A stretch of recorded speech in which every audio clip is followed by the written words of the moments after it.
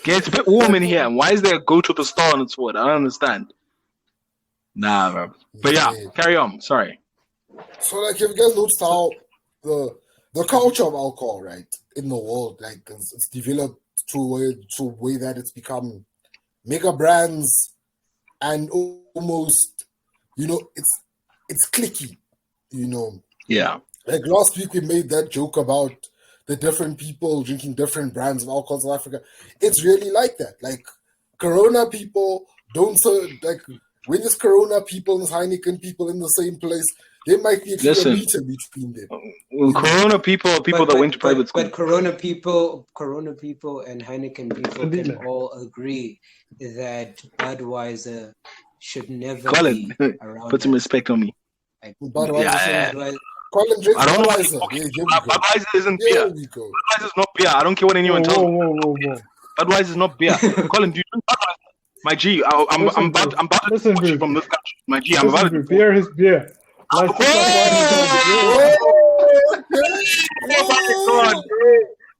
no! Okay, I won't allow. I let you disrespect my wife.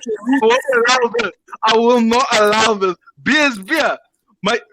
Colin, excuse me. Listen to what I'm telling you. Hold up. Let me be the voice. Let me get to the bottom of this. Let me get to the bottom of this. Colin, CJ the Loop. Me being the reasonable one here. Why do you say this foolishness? You might said you was the reasonable one. He just said he's the reasonable one. No, I don't drink Budweiser, don't worry. There's even a Bud Light. Like, what the hell is Budweiser? Okay, let me tell you something. I'm going to tell you something interesting. So, essentially, not that I know all the famous beers, all the favorite, or not so famous, but all the popular beers in America. But when myself and my family, when we did go to the States, one year we went to New York and the other year we went to Texas. The year we went to New York is when that's when I not that I learned about, but I got to taste Budweiser for the first time in America because it had come to South Africa by then, but I refused to drink it. Mm-hmm. But obviously in the States, that's all that is to drink. So I had a Budweiser there and I had a Bud Light. It was absolutely disgusting. Let's just start there. It was Now, there's another beer there that seems to be quite famous and quite popular. And it's pronounced, I don't know how it's pronounced. It's either called Michelob or Michelob. I can't tell you how it's pronounced. So any Americans that are watching this, you tell us how to pronounce that stuff. Because so normal Michelob or Michelob, that one wasn't bad.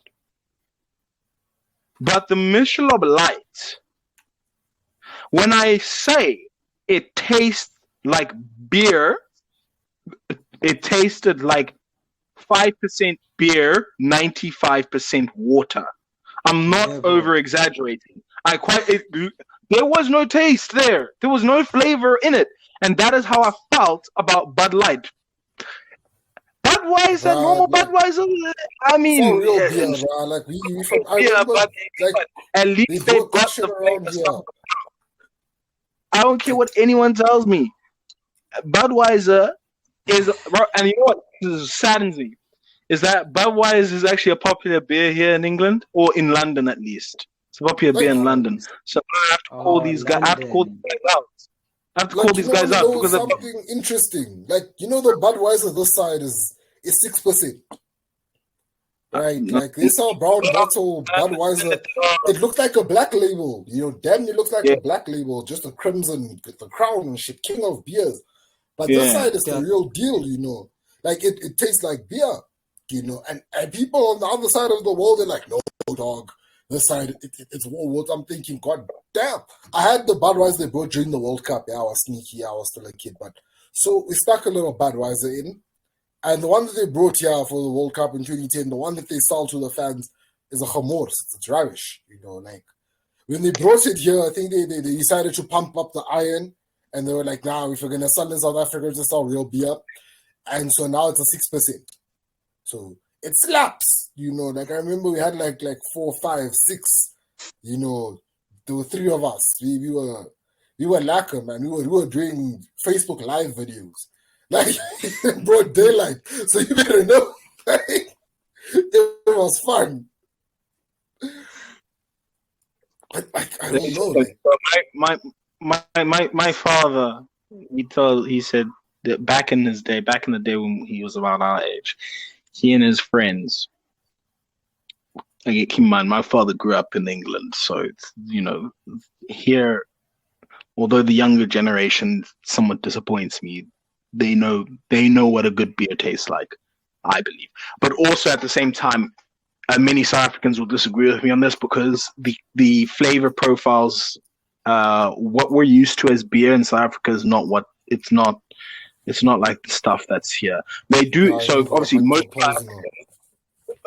most South Africans grow up on that you're used to, or your palate has been developed for lagers, and pilsners, and it's not really accommodative of the ales, and they have various different types of ales here. I am an exception to the rule because I absolutely love the ales here. I think they're all fantastic. But he said that back then, and I'm gonna tell you a story about it, because ales is also ales. Hey man, that's not even ales. People might not like the taste of ales, but also ales. Drinking ale isn't a joke. That's not a joke. Oh no. But he and his friends used to call Budweiser Nat's piss. That's what they used to call it back in the day. You know what a gnat is? It's essentially a mosquito. They used to call this. Imagine being that a beer being that bad that there's a certain side of the world that calls it mosquito piss. Like, imagine. Huh? That's when you have to go and reevaluate what you're drinking, bro. Nah, man. But yeah, ironically, I'd mentioned a newer beer, but it's like the oldest continuous brewed beer in the world. This thing's called Stella Artois. I don't know. My French pronunciation Belgian is not really the best. But they call it the white beer here. Slaps, Yeah, it does. Stella slaps. It does. Like the Stella slaps. Yeah? They're like, I don't know what they were doing out there, but they did the stuff. I do like Pilsner beers. Yeah? Like, it's about yeah. It's really deceiving. Because when I first don't had catch it, on it like was stout. Yeah. It's deceiving, just out of nowhere. Out of nowhere. Like, you realize in South Africa, you hardly drink stout here. Like, no.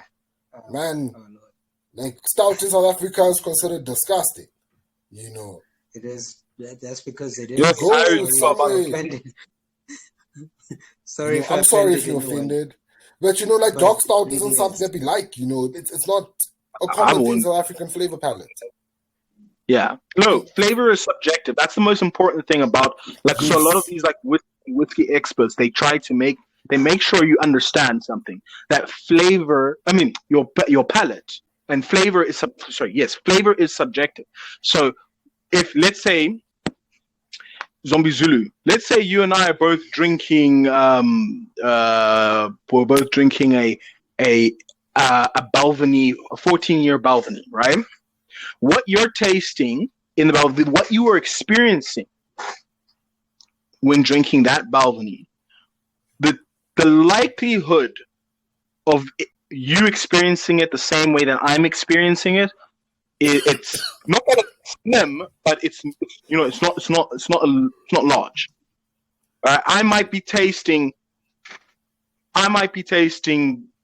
vanilla and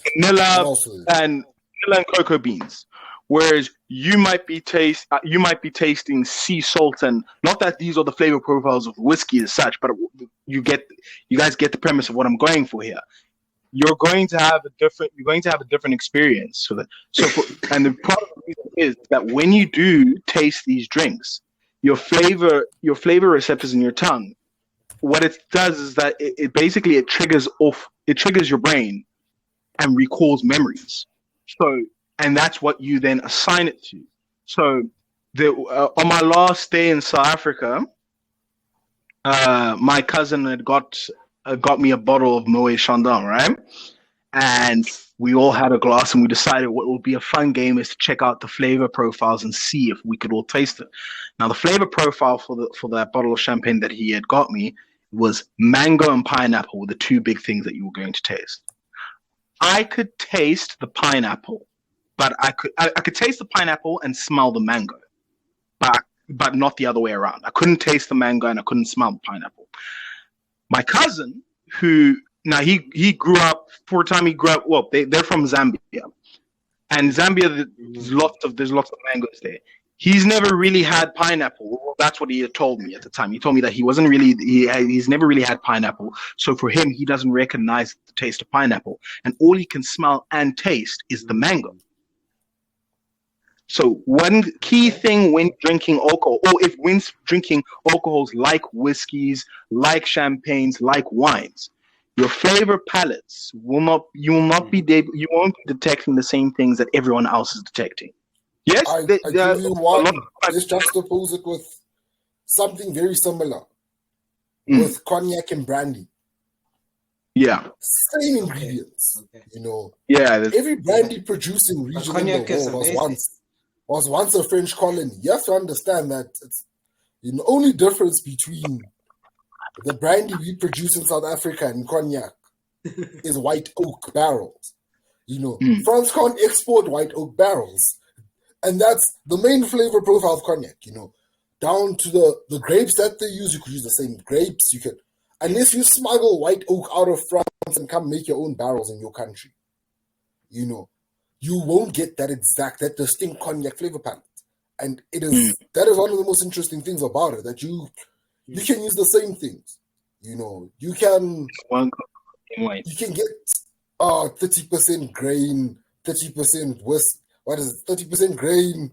What's the other one? 30% wheat, and then you get that 40% corn, and then you mix that. You make a sour mash. You distill that, and you still won't get Jack Daniels. And you can do it exact. You can make Jack Daniels step by step, and you still won't get that taste. Your maple might not be right for the charcoal filters. Your water might not be the spring water, because one of the most interesting things about Jack Daniels is that the main reason why they make it where they make it is the water. It comes on the property. There's a mountain creek. There's a mountain. What do you call this thing again? Spring inside a cave, and this water comes out clear of any metallic impurities. So they're not worried about boiling the water. A lot of other whiskey distilleries, the first thing that they do is boil the water. Jack Daniels doesn't boil its water. The water boils off when the sour mash is being run over the hot plates. And when you juxtapose that to another whiskey, maybe with a whiskey being made in South Africa like Baines, the first thing that they do when they get their water, even if they get it from a mountain spring, even if they get it from, or especially if they make it with tap water, it happens, not everybody is using specialized components. You have to boil it, you must, and when you boil that water, it becomes flavorless. As opposed to mountain spring water is carrying non-metallic minerals in it. That's why I call it mineral water. And just the beginning, that'll start there. And now I'm just rambling, but let me throw it to another side of the world. McDonald's. McDonald's only use Idaho potatoes. So, am I correct in asking you guys that the McDonald's fries that you guys have tasted that side of the world taste very similar to the ones on this side of the world? Yeah, I would say so. Yeah, because they all come from factory farms in Idaho. All the McDonald's, you don't get to make potatoes. You don't get to grow potatoes from McDonald's because they needed that singular profile. And when it comes to alcohol, especially amongst the connoisseurs of the world, it's different. The grapes that now grow in South Africa are different to the ancestral grapes that come from France. Same thing with the ones that are growing in the Napa Valley in California. But our wine is better. Our wine is better. Wine is better. I don't care what anybody tells me. South African wine is the best. Probably, I know I'm gonna have a lot of wine connoisseurs coming here. No, French wine, Italian wine, California wine, Australian wine. For sake, South African wine is the best wine in the world. Spanish wine. What's Spanish wine? I don't know what Spanish wine is. It's like a South African for "I love you" for all those.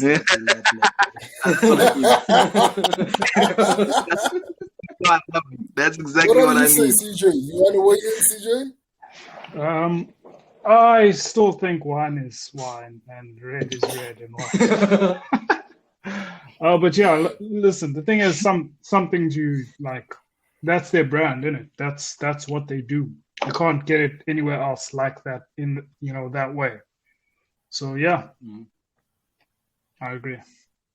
Yeah, it's kind of like the whole champagne thing, the whole champagne argument. I've seen people tell me like this champagne from America. I'm like, no, dude, the region is in the name. It's French proprietary, like you can call it anything but champagne. It's sparkling wine. It's sparkling. You can call it sparkling wine because South Africa came up with some funny shit. They named it some French shit recently. I don't get it. Like just like we can make our own cognac. I often tell people that if you can go to France, man. You can buy an entire vineyard. And you can buy all of their white oak barrels. You can uproot that whole shit and plant it anywhere. And then, after you're done making it, you can't use a conical bottle because that's proprietary goods. So you must now come up with your own mechanism. That's going to be a square bottle cognac. You can imagine how embarrassing that is. But it's going to be a square bottle cognac. You have to then name it, French style brandy. You must, we call it zombie tribe French style brandy. It doesn't matter when they pour it and they pour a shot of Hennessy, they pour a shot of that, it could taste the same, or very similar. But ours would still be French style brandy. And you have to sell it cheaper.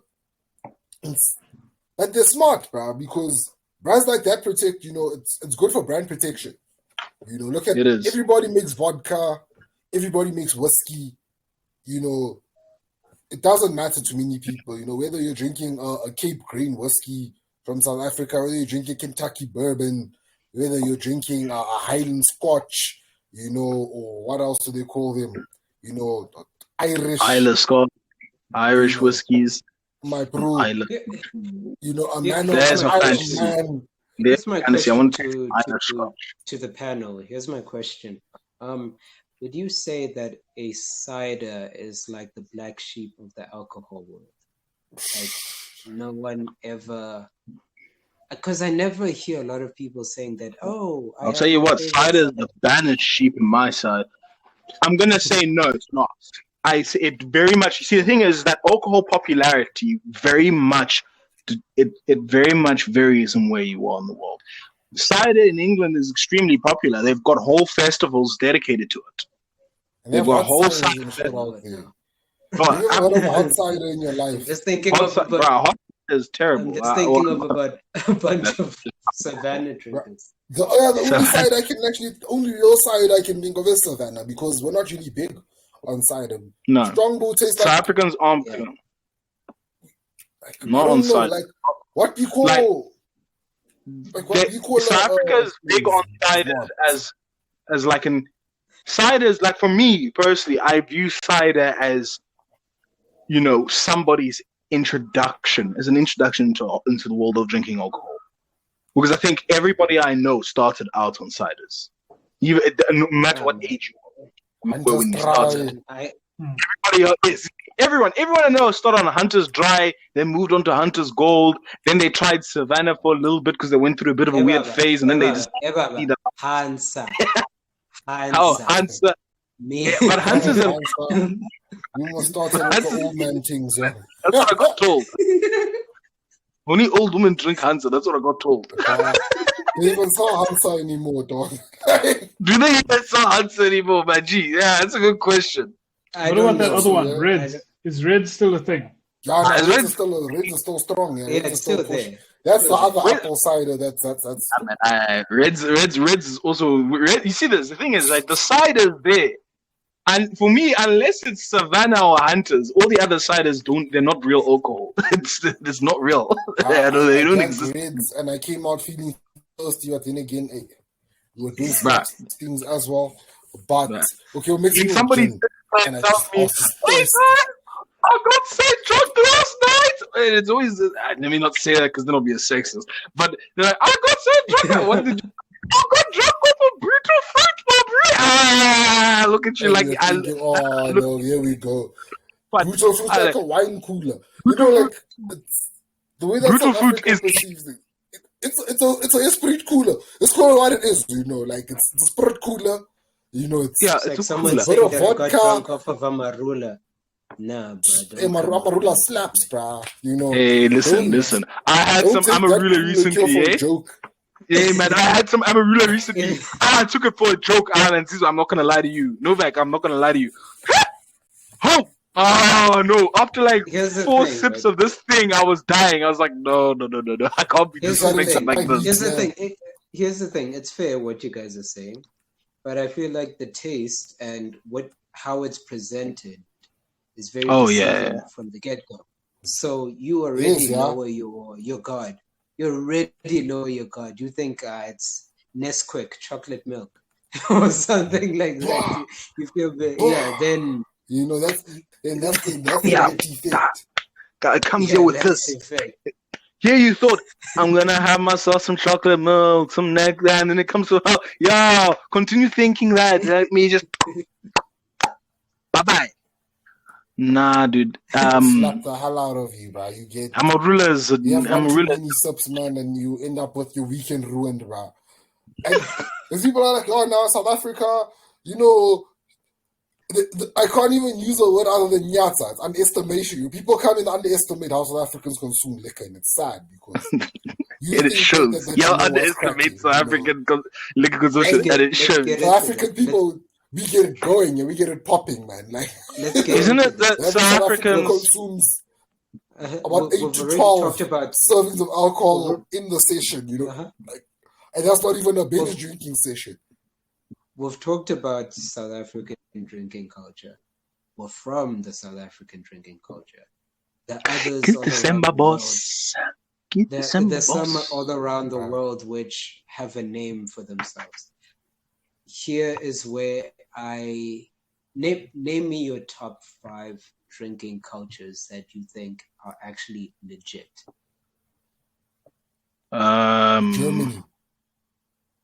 German drinking culture for sure. That's legit. Bro. I want Germany's around that side.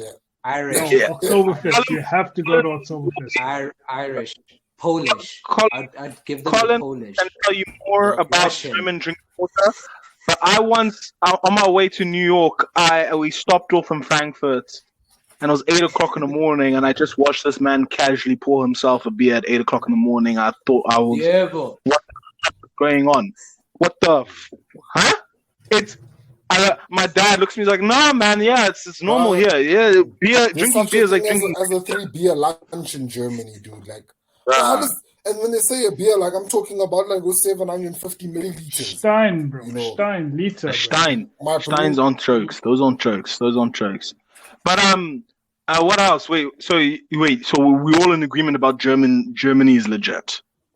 Yeah. Yes. Yeah. For sure. So who else? Irish. The Irish. I'd agree. Yeah. Hey, Colin. Yeah. Now we know. They go in, bro. We know about. Don't show me that. The St. Paddy's Day going. You have to represent some of that Eastern European vibe, you know. Yeah, so, I would say the English drinking culture is also British people's drinking cultures overall. I think the Irish, it's a little bit more of a culture for the Irish because they have specific types of alcohols that are famous and renowned across the world. So, for example, we're Scottish people. They've got their whiskey, right? And they can export that across the world. For the English people, like for most of it, it's mainly ales and beers, and the problem is that the ales and beers that they produce here in England, they just do not travel well, and so because they don't travel well, what you're going to get by the time it gets to its destination is it's just not the same thing. So they don't export any of their ales. It's the same, actually, technically speaking, with the Irish, with Guinness. The actual taste of Guinness is not it's not how we all know Guinness. Those of us who grew up in South Africa, even here in England, it's not the actual taste of Guinness. That Guinness that we're tasting is so they say, it's the recipe that the Guinness factory had developed in order for the product to travel. But in terms of what Guinness actually tastes like, apparently it tastes vastly different in Ireland, and it is far better. So, because you know, the real deal, you might like it. Thing, hey? Maybe if you had the real deal, you might like it. You know. No, yeah. So if you go to Ireland and you taste Guinness there, the chances of you liking it probably a lot higher. And we also trip to Ireland, people. Include France. Or boat trip. France also has a strong culture, a strong drinking culture. You know what? I don't know about whether they have a strong. I know they have in terms of the thing with with the French, and I think it's the same with the Italians. I think because we should define what we mean by drinking culture, because the drinking culture in France is very different into what we as South Africans, even Irish people and Americans would define as drinking culture. You see, because the thing is that I suspect, not that I've been to France and not that I've interacted with a whole lot of French people as such, but I suspect with a lot of that in France, the drinking culture is primarily to enjoy the alcohol and experience all the different flavor profiles and nuances of said alcohol. So, much like how food culture in France and in Italy, I think even in Spain, is very different to the rest of the world, or not the rest of the world, but like, let's say South Africa, America, and the United Kingdom. Food culture, it's more about consumption more than more than the actual just experience of it. Whereas in France, it leads into the idea that we've truly taken on the concept of American consumerism, like something that the world doesn't. As South Africa, Europe has their very localized production networks and this, that. We in South Africa are firmly in the whole American super consumer ideology that more is better, like, more is always more in Africa. So the only part of South African drinking culture I could say is more about the experience than it is about the consumption is the wine and probably the brandy culture. Because there those are wines and brandies that we are very proud of. Now there's specific brandies that are for consumer culture, but then there are other brandies that we recognize as like, this is for the enjoyment. So if you bring me a KW 12 year, I know, hey, I'm not trying to get completely effed up here. But then again, we also have to understand the difference between drinking culture and party culture as well. Because, hey, man, French people can party. French people can party. Hey, man, those people can party. Wait, hold up. It's good that you actually said that. Because a country that I was going to say that might actually confuse a lot of people, but these people do like the alcohol, but they have a strong party culture. It's probably the Brazilians. I could see that. Brazilians. It's probably the Brazilians. Yeah, like they like, I can definitely see that. I take my hat off if I had one to the Brazilians. Like, you guys party. Like, you guys party. Like, you guys make a whole month for partying. Well done.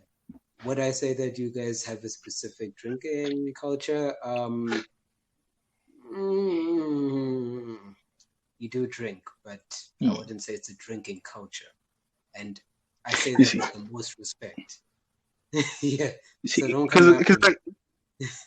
because again, yeah, with the drink, and it's something very important that you said, Zombie.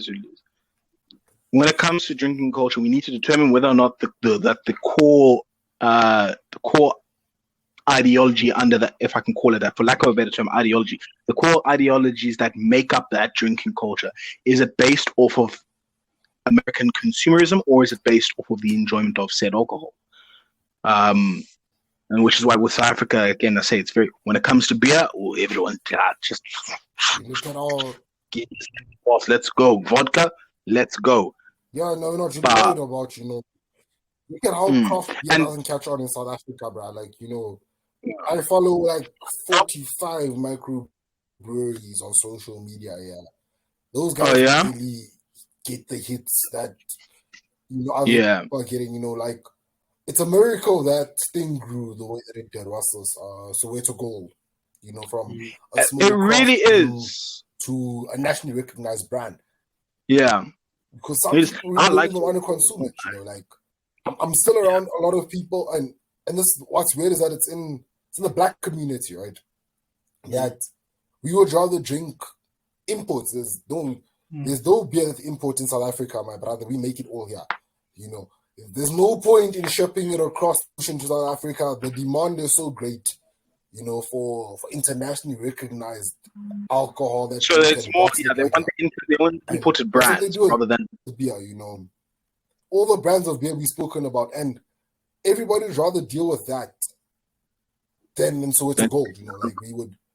It's not a beer. It's something, and it's within the whole Soweto community, dude. Like, they don't even sponsor the teams. They have big Soweto sports teams. There's not even a plug, a connection to say that, okay, all the places in Soweto, we're gonna start stocking Soweto Gold and we're gonna sell it cheaper than other beers. Because of this almost where we confuse price and quality. And it gets weird like that, because we can, if it's expensive, if it's something that I can say, if Sandy, you exported a pale ale, a British pale ale, and you made it cool this side as the in thing with all of the fancy people with money, then everyone's going to start drinking pale ales. Or if Guinness managed to make itself cool, in South Africa, because in West Africa, Guinness is massive. People wasn't, Africa's not one place. It's not like you go next door. In West Africa, they love Guinness. Like, they have a Guinness bottling plant in Nigeria. Like, they have a Guinness plant in Nigeria. That's how serious it is. The first international Guinness plant is in Nigeria. Look at how, we deal with Heineken, but we'd rather choose Heineken. And Heineken is a super beer. I tell people all the time that it's the leading selling beer in the world. What I don't understand is that, Heineken is what Americans Budweiser was. With Heineken. Yeah. But don't you think the reason why we specifically like Heineken is because of the past that we had? Well, the whole I'm not gonna say one specific group of people, and maybe it came through, not like came through them, but they liked it first, and then we decided to try it. I'm trying to speak in riddles. Okay, guys. Listen. It was one of the first moves in the country. We have Afrikaners. And but they're not really into Heineken. Yeah, I was gonna say, I can't. If you look at it, Afrikaners aren't that. They're not that much into. If an Afrikaans person drinks beer, this is my own personal experience. If ever I've watched an Afrikaans person drink beer, it's almost always Black Label. And if not Black Label, depending on their age, it's Castle.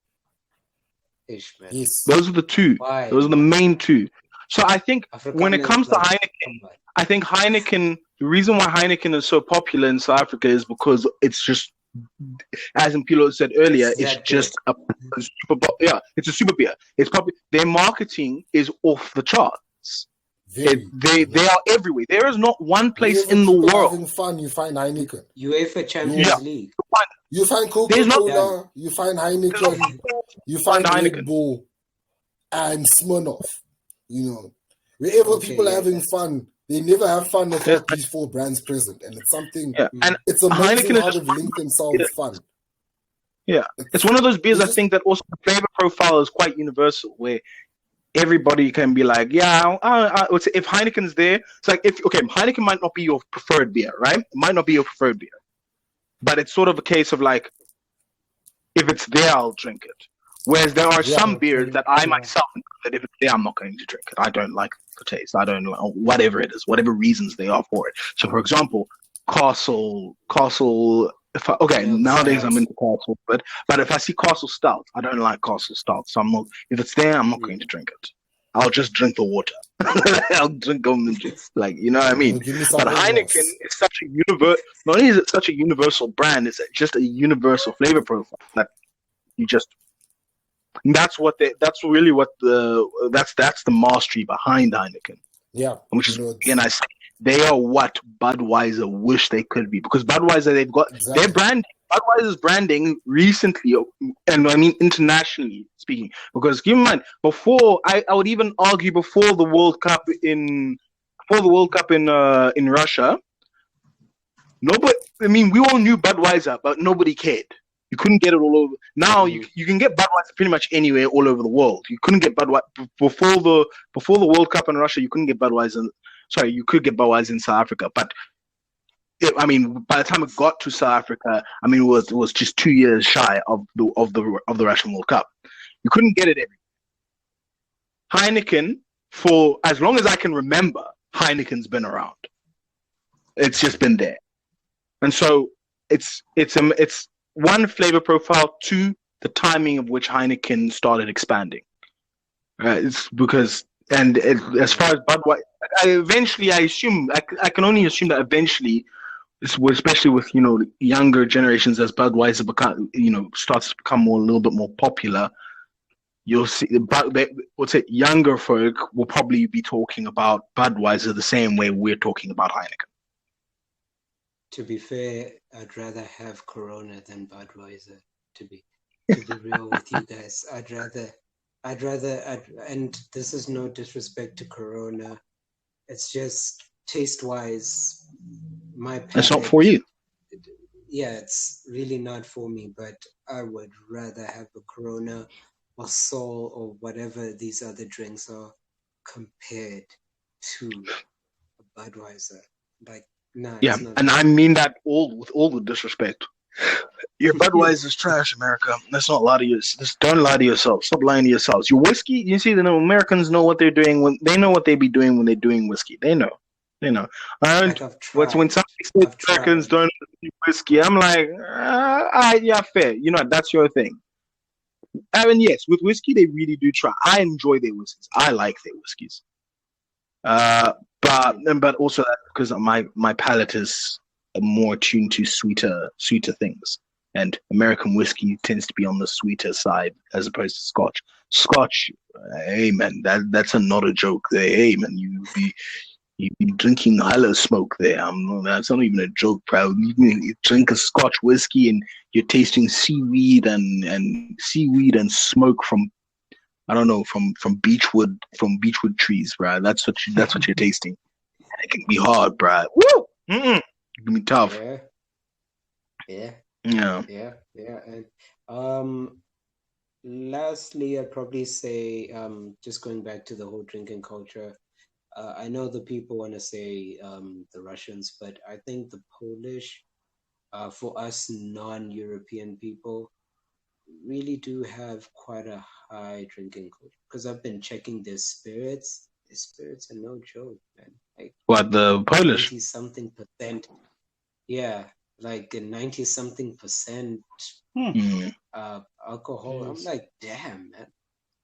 Yeah, like, damn. Like, that is like, well done to you guys. Like, yeah. That's hard. If I'm ever in Poland, like, well done, guys. Well done. But and no disrespect to Russia in any way.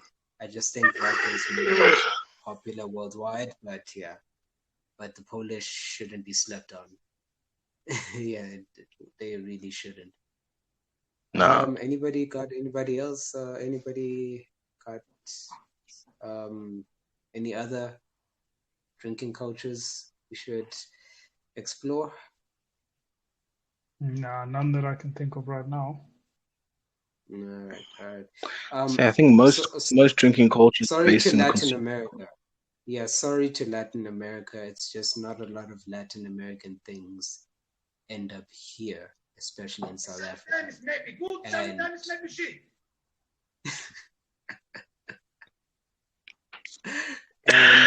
pretty sure. I'm pretty sure, like, you guys have your own stuff that you like and whatnot. Great. This is not a definite list. It's just our opinion. So we're just saying that South African wine is the best. Undisputed. Yes, that's exactly what we're saying. Undisputed. I think second has to be Portuguese. I've never used a Portuguese wine. I am sorry, Italy, and I am sorry, France. I'm not. I'm sorry. I am sorry, yeah. Yeah. Play that song, Colin. Play that song, CJ the Loop. Saying his names and you stop. So play that song. They must know. They must take their L's. Take their L and leave, bro. Take your L and leave. That's what I'm doing. Bye bye. Lastly, there's something in Asia which, and I'm not gonna go. Sake and whatnot. I'm gonna actually go for the snake wines and the scorpion wines. You know what I'm talking about, right? The hell no. The alcohol with the. You wouldn't try? Oh, with the snake's venom. Scorpion. Yeah. I heard about it. Yeah. Would you try it?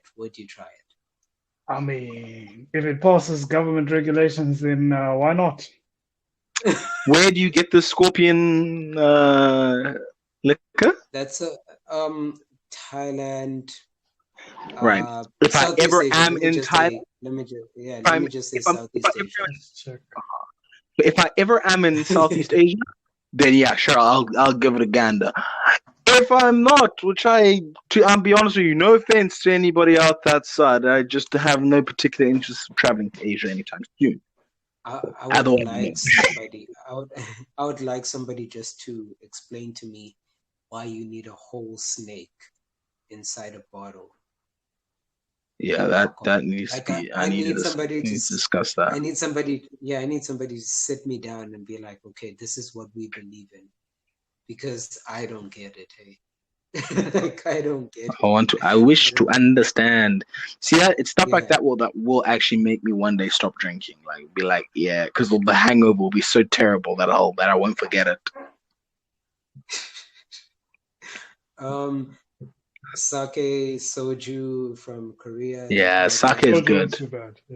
Yeah. Sake is really surprisingly, and I'm not saying it in this way. It's just like you look at it, it's clear, and you think, could it be? And then you're like, oh, it's rice wine, technically. Interesting, but it's really good. Yeah, it's really good. Well done. It is. Well done. Well done, Japan. What else? What am I thinking? I mean, there's so many different types of drinking cultures that you don't really get to hear about. Because, again, where we live, and this applies to all of us, we either live in a Western or a Westernized country. South Africa, obviously, being the Westernized country, and so a lot of the cultures, a lot of our cultures regarding something like drinking, or even eating, it's based off consumerism, and it's based on American consumerism. That's what it's based off of. Reasons why. One of the many reasons. If I'd had to move away, I'd move away from this whole westernized way. The West, yeah. I think if you really want to have. Yeah. Look, if you really want to what it's like everywhere else and not in the West, then then you definitely need to leave. You'll need to leave which countries just aren't not that.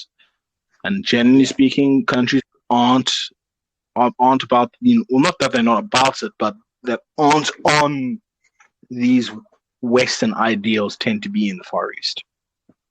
Because obviously with Africa has been Africa, much like South America, have undergone. Well, one, South America is right underneath North America, and America being the most, a lot of their culture does probably spill out into stuff. Hold on. We're sorry, our Latin American people. Oh, we are sorry. Yes, we mean the United States of America. The United States. Refers to both North and South America. America. So keep in mind, I am in no way saying that your culture and the United States American culture, or our the entirety of Western culture and the United States American culture is the same. I'm simply saying that the culture that the United States of America do, how do I say, market out to the world. A lot of that influences the way in which we as individuals who live in the West / Westernized countries end up thinking and what we're perceiving is. So, for example, just for the conversation we're talking about, the idea of Monday to Friday, get your work in. Saturday, Sunday, get absolutely plastered and drunk and whatnot. Party with that. That's an American. That's a Western way of thinking. So there are many places where this idea, and this is where I get back to like places like Italy and France, where the idea of only on the weekend you need to get plastered of alcohol it seems robotic. I need to get away from all of this. Like I really do. Like I think this is a zombie tribe exclusive. Like where I'm officially thinking of, hey, I need to get away from just this whole westernized thing. I've lived under it for so long that I just want to try something new. I just want to try something new. I wanna know what siesta time is. I briefly experienced it when I visited Spain and Italy, but like the whole idea of having a nap, but let's go take over. Let's go take over an island, bro. Just be like, just pitch up to an island somewhere, and just be like, we here now. Wagwan. Colin, I'll be honest with you. Can I be honest with you? I knew people who thought like that once upon a time. Yeah, they created what was now understood to be the British Empire. It didn't end up so well for the indigenous peoples of that land. So is this an empty island we're going to go and take over? Secondly, Colin, like I like the idea, but let's look at this from a geography standpoint. Let's say we go to the Pacific. Do you understand how big Samoans are? Like those guys are huge. Yo, they're actually mad. Yo, people live on islands. I don't know what you're on those islands, but like, hey man, dog. Well done, man. Well done. I am nothing like that. Them Polynesians scare the hell out of me. Let me tell you. Oh, no man. Yeah, in Australia, they're super friendly. Yeah. But they are huge. Oh, man, I don't know what the hell they're eating. I have not what on earth they eating. It's like crazy. I admire it so much. And then the other islands, okay, the African islands. So you want to take over Madagascar? Why? Like you want to take over? Let's not get into that. Let's not get into that. This is gonna because this get very territorial and very tribalistic very quickly. It's gonna get political. No, take over Mauritius. Mauritius is lovely. Oh, look at you! You South Africans, and then you have to tell them shut up. No, we don't want to take over Madagascar. We don't. And now they're gonna say, "Oh, is my country not good enough to take over?" Okay, we see you. Not that your country is good enough. No, big as it's not. I'm gonna say yes. I'm not fair. going to take over. I'm not going to take over Madagascar because you guys have a similar struggle to us. So I'm not going to. Yeah, and there's the added cockroaches. Like, what's up with that? No man, those cockroaches. Those things. The fact that those things speak to you. Those things speak to you. The fact that they speak to you, they hiss at you, rather. The fact that these things hiss at you is already, hey man, what's going on? No man, come right. Y'all need to go left so you can come right, please. So we could okay. Let's take over Greenland, Colin. Let's take over Greenland. Let's see what Denmark has to say about that. Dog, y'all can take Greenland. Greenland's too cold. Greenland's cold. Yeah, exactly. Plus, there are parts of the year where the sun doesn't actually set, where there's no such thing as nighttime. Okay. Yeah. Now listen. Then we're just gonna have to join Elon.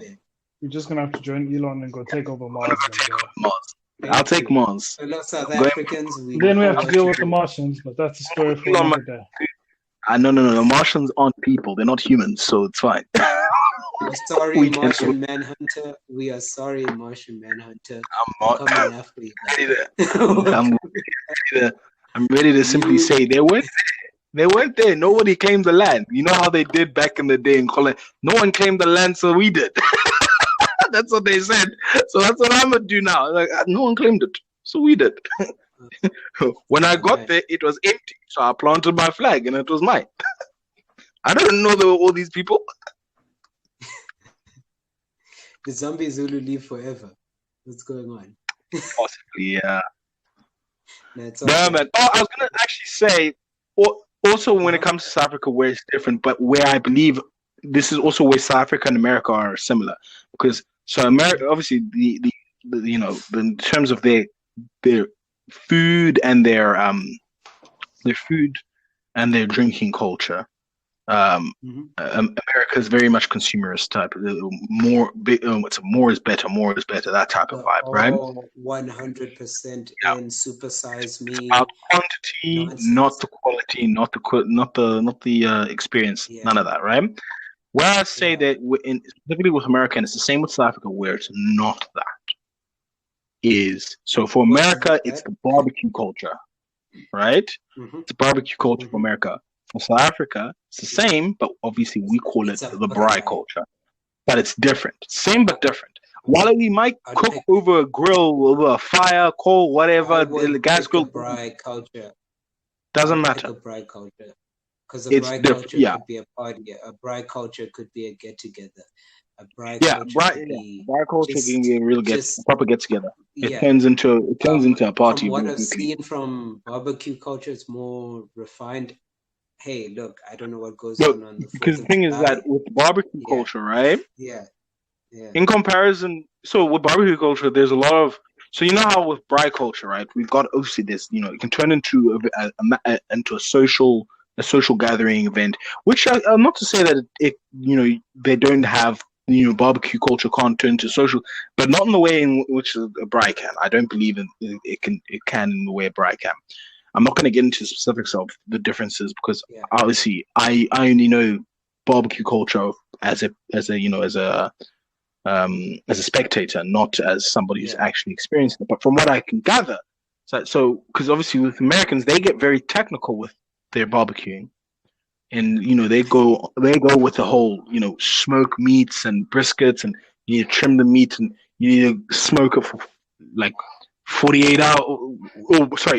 Age of 48 hours, 30 days, whatever. Perfectly fine. Smoke. That's perfectly from fine. That's perfectly 3 a.m., 2 a.m. Meat looks and then you can enjoy it. That meat, and it does. Look, that meat looks amazing. It's just they have never been to a party in South Africa where braai is involved, where the braai master is essentially the second most important person behind the host of the party. Master. No, he's not the second most. No. He's the most.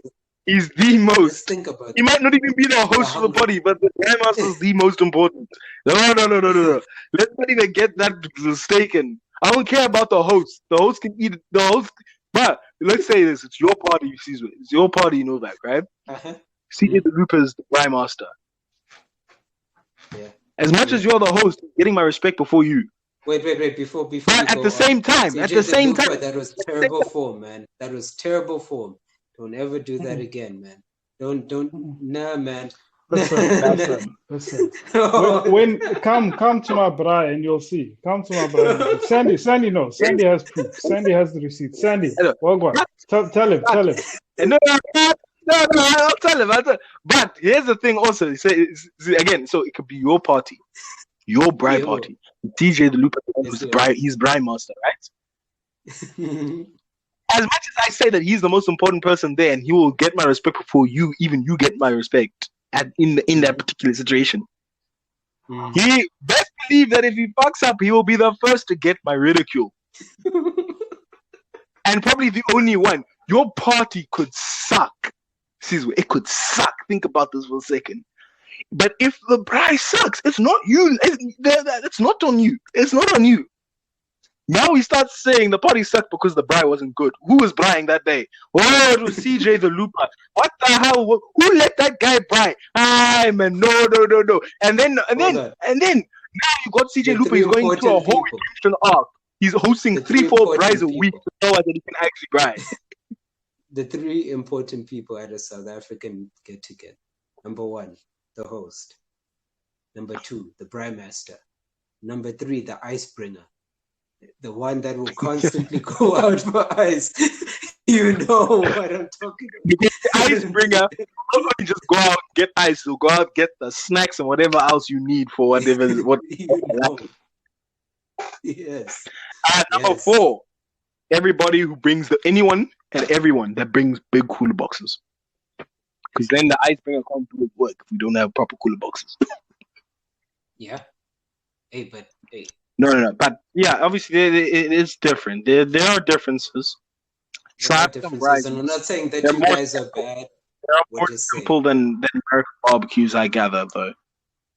Because like there's no smoking of briskets in Braais or anything of that sort. It's fire and meat. Not there, bro. Yeah, fire and meat. You get your steaks, you get your charcoal. Do you understand? You get made fun of. You get made fun of, no, not all the time, but before, back, you guys remember back, like early days, I remember people used to make fun of other people. If you said, come to a Braai, we get there, now you got a gas grill. Are you okay? Are you okay? What's this? This is not a Braai. No, you got made fun of, fucked up, bruh. If it's not charcoal or wood, if it wasn't charcoal, if it's not charcoal or wood, it's not a Braai. I'm gonna ask you two gentlemen, and there's no wrong answer, but I do want to know, and I'll say it first. I grew up with the Braai culture. We're talking about Braai culture, Zombie Zulu. So I'm asking a question right now. I had to change devices. No, it's all good, man. It's all good. So the question I was about to ask is, okay, look, I've been to a Braai where they have charcoal. I've grown up around that, but I've also been to a Braai where they have wood. Which one is better for you guys? As in scientifically, or which one do you prefer? The taste of the meat. Charcoal. What do you prefer? Charcoal is faster, but wood is better for flavor. Let's now be honest. Well, technical difficulties, I agree guys. With him as well. I agree with him as well. Charcoal is just a bit you're going to get more flavor out of the wood. Not everyone has just like wood that they can. And yeah, I mean, you could just charcoal is just easier. It's easy in accessibility. You can access charcoal a lot easier. I think if you have a thoroughly there he is. He's back. Yeah. I think if you have a thoroughly planned out, disconnected. I don't know what's up. So I prefer the flavor of wood fires to the flavor of the charcoal and out. As I was saying, I think if you plan out your Braai, if you plan it out and whatnot, you can have wood there. But if it's No, something you can definitely have spur of the moment, you need that charcoal. You need that charcoal. If yeah. Well, I mean, look, either way, because I know people who only braai. Oh, hold on 1 second. Something's not right here. I feel like producer. What's going on, Chief? Why am I? I don't think Something's going on here. Hold on, nee, brah. Nee, dog. What's going on? Sorry. Anyways, you can hear me, right? Yeah. Sometimes maybe good, sometimes maybe shit. You know that, eh? Chief, you want me to throw hands, dog? Oh, my God. Whoa. Okay, so no, what I was going to say was that what we call. No, Karen. Yeah, I was gonna say because I know people who only braai with wood, so it really does. It depends on convenience, and it really does depend on what you prefer. I have braaied with wood before, and the flavor, there's quite a big difference there. The flavor was better with. Keep in mind, also it depends on the type of wood you're using as well, because there is specific types of wood specifically for braai. It's things that with the wood. The reason why there's a flavor change in that is that you have to also understand that there's where the charcoal isn't necessarily producing large amounts of smoke, the wood is. Mm-hmm. And so that smoke is what transfers the wood flavor into the meat. Mm-hmm. Or that woody flavor rather into the meat. So let me not say that there's more of a smoky flavor. There we are. There's more of a smoky flavor to it when you're using wood.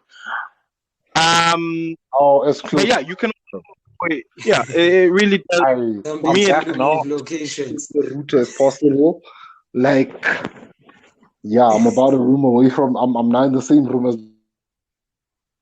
Bye. It is what it is. It is what it is. It is. But yeah, does depend, and I don't particularly discriminate. Mm-hmm. Yeah, I get you guys. I do. But hey, man, if you're gonna say to me, let's braai, and you're gonna pull out a gas grill, I'm going to start laughing at you. I don't think I could, like Sandy. Nomad Sands or Nomad Zombie, sorry, CJ the Looper. Screw it. You guys have names, I'm gonna call them. Yeah, Sandy, Colin, I've known you guys for quite a while. If you guys move to the gas side, I would assume we might have to. Everything's all right. I would assume that not everything's all right in your household. I would assume that maybe you're about to get a divorce. The kids aren't listening to you. That sort of stuff. I'd have to take you around. I'd have to take you for a drive and be like, "You're good, man. You're good." We might not have a choice here in England the way things be going, because because gas. I think gas grills are more popular here, but that's because it's barbecue. Barbecue, mate. That's what I fear. That's what I fear about moving. Barbecue. You can get charcoal. I fear that about moving to England or Ireland. Yeah, I fear that. It's what? Just gas, barbecues and whatnot. I fear that. I've thought about Portugal. I've thought about hey, maybe I could just be in Portugal for a year and enjoy a calmer way of life. And then I'm like, but am I really ready to give up braaiing? Because no. The thing is, no. You don't have to give it up. You don't have to give it up. You can take the Safa, you can never take the braai out of the Safa, bro.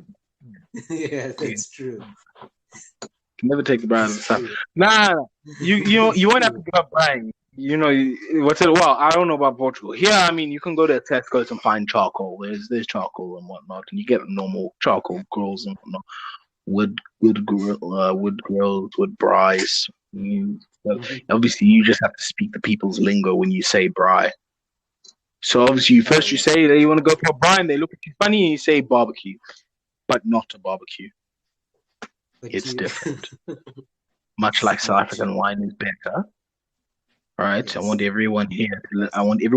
My non-professional sommelier opinion. My non-professional, but it is an official opinion. Listen. Why? Because I'm right and everyone else is wrong. South African wine is better. It is superior. Superior. Just try it. Superior. You will not be disappointed. You will not be disappointed. If you are disappointed, the problem is with you and not the wine. Do you understand me? All those who seem to think that South African wine is not the best wine or have grown up to believe that it's not the best wine in the world, they're lying to you. No, they've been brainwashed, man. It's okay. It's all good. There we are. Tell it as it is. Yeah. We have the best one. Speaking of which, it's funny. South Africans, they're clever folk. They're clever folk. I understand what they've done. So in South Africa, you guys have taken all the best wine and kept it in South Africa, and then given the rest of the world the shit stuff. Exactly. South African wine in England is horrible. It's not good. It's not good. I don't care what anybody tells me. The South African wine in England is terrible. It's not South African wine. They might say South Africa, might say when produced in Cape Town. No, it's not good. It's horrible. Brilliant. Kind of like what they did with Guinness with us. We see there we are. They kept the good shit for themselves.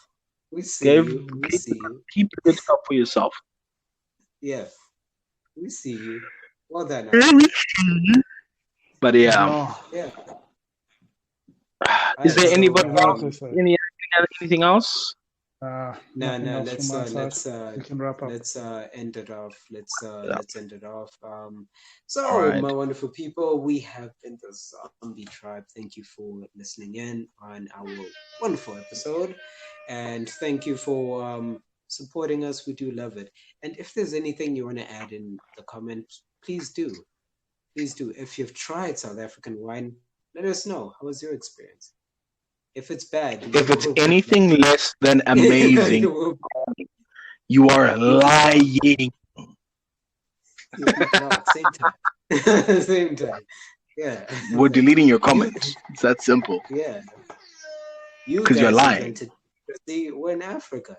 As a matter of fact, I'm willing to even argue that South Africans created wine. We invented it. Oh gosh. Okay. Well. No. That's not the story. Still. So if you want to go for the Nomad Zombie, you can in the comment section. I am not part of this. So no. You can't argue with me because you're all wrong. Mm-hmm. That's it. It has been me. Carry on. Joined by Nomad Zombie and CJ the Looper and Zombie Zulu wherever he may be. Signing out.